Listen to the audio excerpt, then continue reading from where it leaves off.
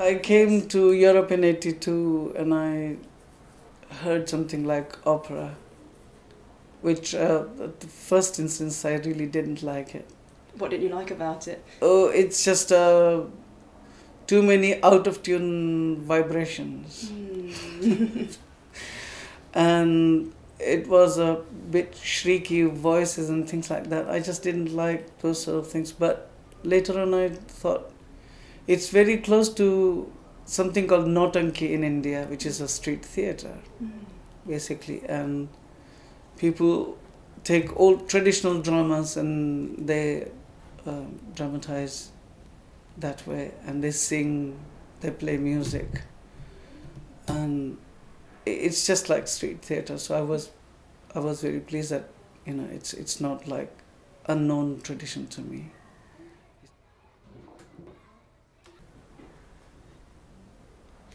In London, being a cosmopolitan city, when I go in taxis, I hear different kinds of music. So I feel, actually, ironically, when I go on tube, I don't hear English. I hear Polish, I hear Turkish, I hear Arabic, I hear Hindi, Urdu, all kinds of languages, from everywhere in the world, but English.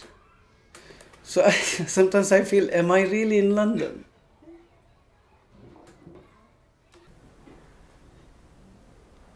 Conducting is, for blind people, is much more interesting than sighted people, because a conductor can wear the cane, that whatever it is they have got, and sighted people can look at it.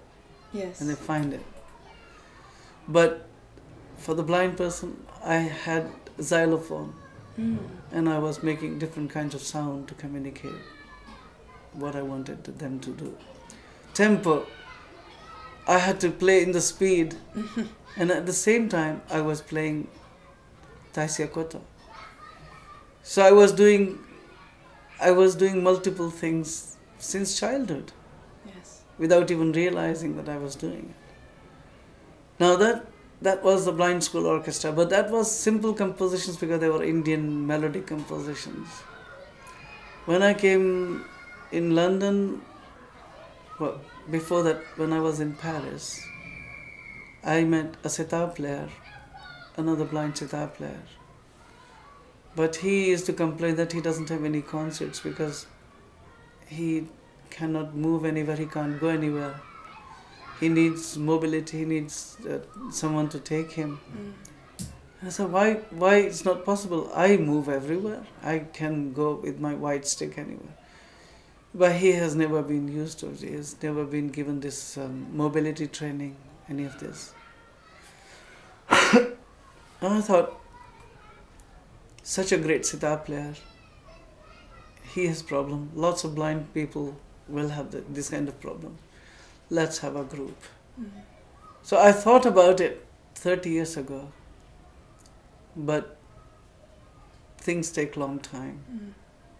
So I'm glad that it has come, and as London being cosmopolitan, luckily we found blind people, blind musicians from all over the world in London. We have got an Iranian singer. She sings in Farsi and Dari. And we've got Lebanese singer Ziad, who sings in Arabic. And we've got Japanese viola player Takashi, who sings in Japanese and plays viola. Hopefully not in Japanese. But he's well-trained classical musician. And Victoria from Nigeria, she sings in Kalabari. And also in Hindi she sings, because she's interested to learn. And that's what we do.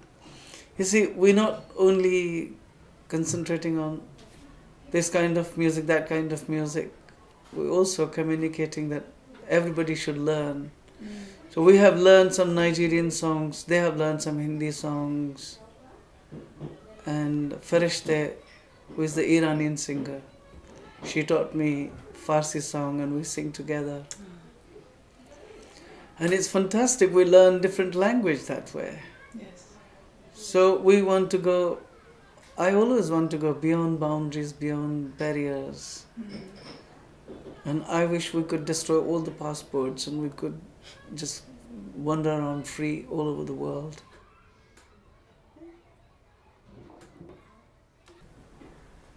We have got also musicians who were not musicians before, Yes. never played in their life. Peggy, who is 90 years old, Wow. she never played music. Because I think music is universal, I gave her cymbals to play. And she takes that cymbal everywhere. And she doesn't even ask whether I should play or not. Wherever she goes, she just plays.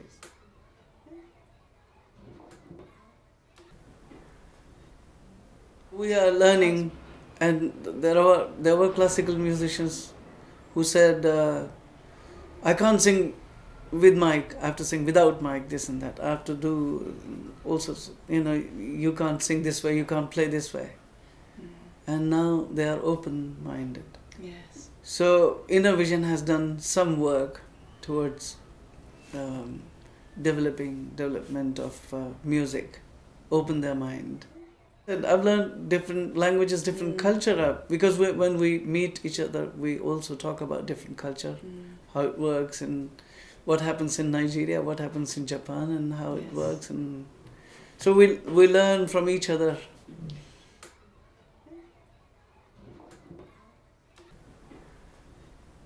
Listening is very, very important. Listening and improvising. Yes. You have to learn to improvise as well.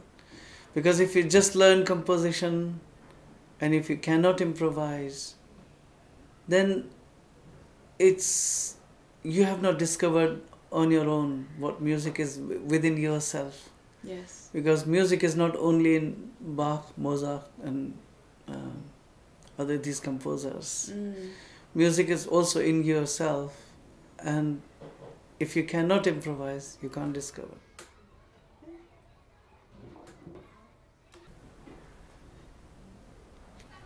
This is called Gopichan, and it is instruments from Bengal. In Bengal it's called Gupi, and in Rajasthan it's called Babang, because it makes this kind of sound. Bang, bang. That kind of sound comes.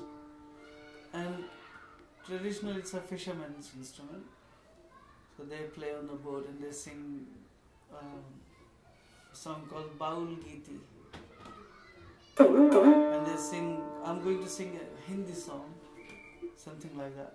वहाँ कौन है तेरा मुसाफिर जाएगा कहाँ दम ले ले दम ले ले दम ले ले घड़ी भर ये छैया पाएगा कहाँ वहाँ कौन है तेरा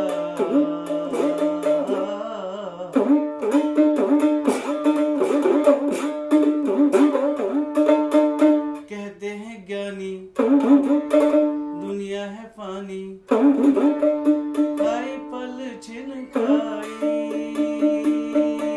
है सबकी देखी है सबकी जानी हाथ किसी के न आई हाथ किसी के न आई कुछ तेरा न मेरा कुछ तेरा न मेरा मुसाफिर जाएगा कहाँ ले ले घड़ी भर ये छैया पाएगा कहाँ वहाँ कौन है तेरा